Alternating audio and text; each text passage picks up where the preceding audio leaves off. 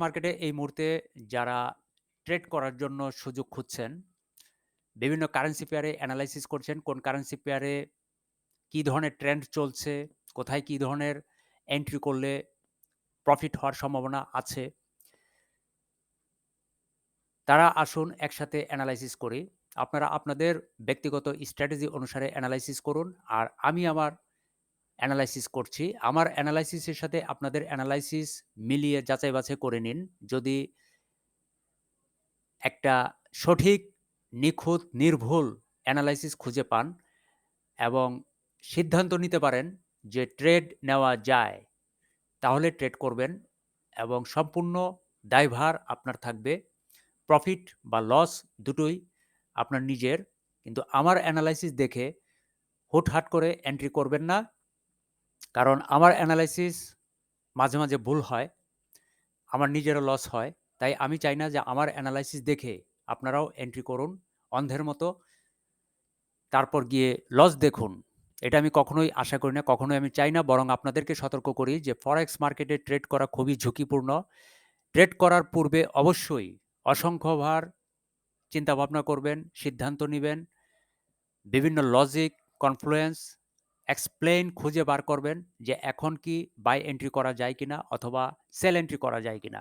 কোথায় sell bias, কোথায় by bias, কোথায় বাই অর্ডার ব্লক আছে, কোথায় সেল অর্ডার ব্লক আছে। সেগুলো দেখে, জেনে, বুঝে নিজের স্ট্র্যাটেজি অনুসারে নিজের দায়িত্বে এন্ট্রি করবেন, ট্রেড করবেন।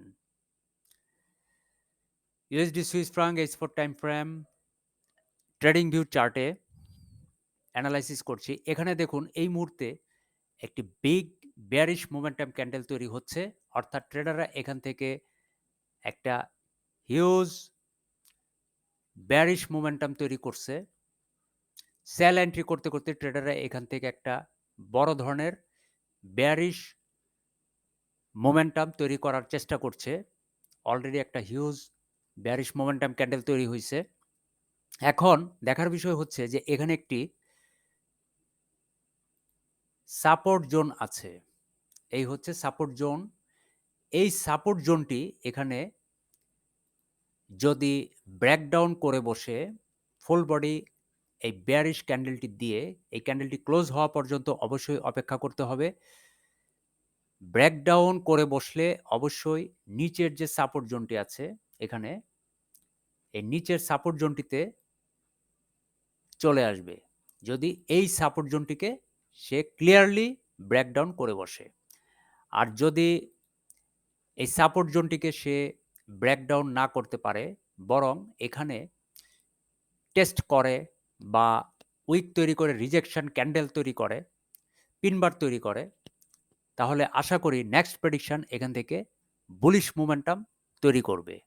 কারণ যখনই ট্রেডাররা এখানে দেখবে যে এই সাপোর্ট জোনটিকে সে ব্রেকডাউন করতে পারে নাই, তখনই ট্রেডাররা এখান থেকে বাই এন্ট্রি করতে শুরু করবে। ফলে একটি নতুন বুলিশ মোমেন্টাম আশা করতে পারি।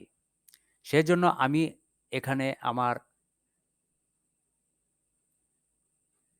একটি বুলিশ মোমেন্টাম প্রেডিকশন এঁকে রাখছি। কিন্তু অনেকেই দেখবেন যে এখানে নতুন করে সেল এন্ট্রি করতে শুরু করবে। অর্থাৎ নতুন করে এখানে একটি বেয়ারিশ কন্টিনিউশন আশা করতে পারে। কারণ অনেক ট্রেডার দেখবে যে এখানে ট্রেডাররা সেল করছে এবং বেয়ারিশ মোমেন্টাম তৈরি হচ্ছে।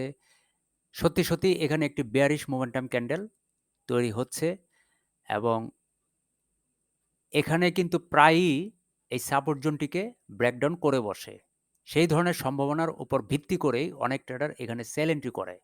তো সেল এন্ট্রি করার পর দেখা যায় যে হ্যাঁ, সত্যি, সত্যি এখান থেকে মার্কেট একটি নতুন বেয়ারিশ কন্টিনিউশন তৈরি করছে। তখন তারা এখান থেকে প্রফিট করে নিয়ে যায়।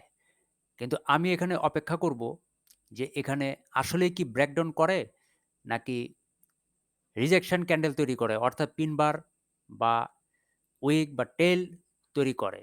সেই পর্যন্ত অপেক্ষা করার পর যদি দেখি যে এখানে ব্রেকডাউন হচ্ছে না, হয় নাই, তখন আমি এখানে বাই এন্ট্রি করব।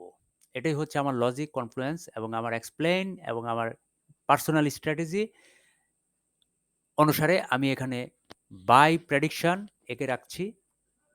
আর আপনারা আপনাদের স্ট্র্যাটেজি অনুসারে এখানে সেল এন্ট্রি করতে পারেন অথবা বাই এন্ট্রি করতে পারেন। এটা সম্পূর্ণ আপনাদের পার্সোনাল ট্রেডিং স্ট্র্যাটেজির উপর নির্ভর করে। যদি আমার এই অ্যানালাইসিস আপনাদের অ্যানালাইসিসের সাথে মিলে যায়, দেন আপনারা সিদ্ধান্ত নিতে পারেন ট্রেড করবেন কি করবেন না। আমি আমার প্রত্যেকটি অ্যানালাইসিসের মাধ্যমে, ভিডিওর মাধ্যমে আপনাদেরকে সবসময় সতর্ক করি, সচেতন করি, সাবধান করি যে কখনোই অন্যের অ্যানালাইসিস দেখে নিজে ট্রেড করবেন না। সবসময় নিজের অ্যানালাইসিস দেখে নিজে কনফিডেন্ট হলে নিজে সিদ্ধান্ত নিবেন ট্রেড করবেন কি করবেন না। কি ধরনের ট্রেড করবেন? সেল না বাই? এখন বাই এন্ট্রি করলে আপনাকে আগে কনফার্মেশন এ যেতে হবে যে বাই এন্ট্রি করার লজিক আছে কিনা, কনফার্মেশন আছে কিনা।